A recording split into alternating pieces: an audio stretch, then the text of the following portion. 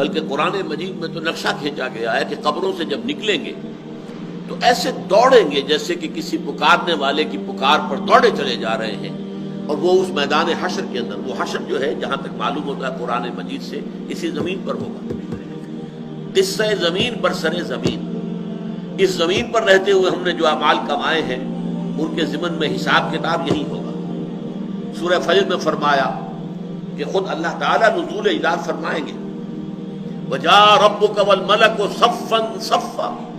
كَلَّا إِذَا دُكَّتِ الْأَرْضُ دَكًّا دَكًّا، جس دن کے زمین کو کوٹ کوٹ کر برابر کر دیا جائے۔ سورہ طٰہٰ میں بھی آیا اور بہت سی جگہوں پر آیا ہے، نہ کوئی اونچ رہ جائے گی نہ نیچ رہ جائے گی، نہ پہاڑ ہوگا نہ غار ہوں گے، کچھ نہیں ہوگا، پوری زمین ایک ہموار چٹیل میدان، بلکہ بعض جگہ آتا ہے اسے کھینچ لیا جائے گا، وَإِذَا الْأَرْضُ مُدَّتْ، زمین کو کھینچ لیا جائے گا۔ جیسے گیند ہے، اگر کرمچ کی گیند ہے، کوئی ربڑ کی گیند ہے، گول ہے، لیکن اس کو اگر دونوں اس جگہ سے پکڑنے کی کوئی جگہ ہو اور آپ اس کو کھینچیں تو نتیجہ کیا نکلے گا؟ درمیان میں سے پچکے گی اور اس کا جو ہے وہ بیس پڑا ہو جائے گا۔ تو زمین اذا الارض مدت والقت ما فیہا وتخلت واذنت لربہا وحقت، سورۃ الانشقاق میں آیا ہے، جس دن کہ زمین کھینچی جائے گی، اس کو پھیلا دیا جائے گا۔ اور سورۃ الفجر میں فرمایا اذا دکت الارض دکا دکا وجاء ربک والملک صفا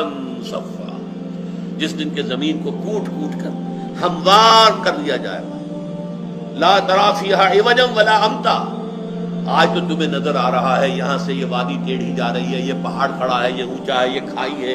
اور کچھ نہیں ہوگا، برابر ہموار زمین۔ اتنا بڑا میدان چاہیے، پوری نوع انسانی کو جمع ہونا ہے، آدم سے لے کر آخری انسان جو دنیا میں آیا ہوگا اس وقت تک ان سب کو حاضر ہونا ہے اور ان کو کھڑے ہونا ہے اللہ کے حضور میں۔ تو کتنی جگہ چاہیے گی ان کے لیے؟ تو زمین کو کھینچ کر ہموار کر کے اور اسے بالکل سیدھا کر کے سپاٹ کر کے وہیں پر میدان حشر ہوگا، وَجَاءَ رَبُّكَ وَالْمَلَكُ صَفًّا صَفًّا۔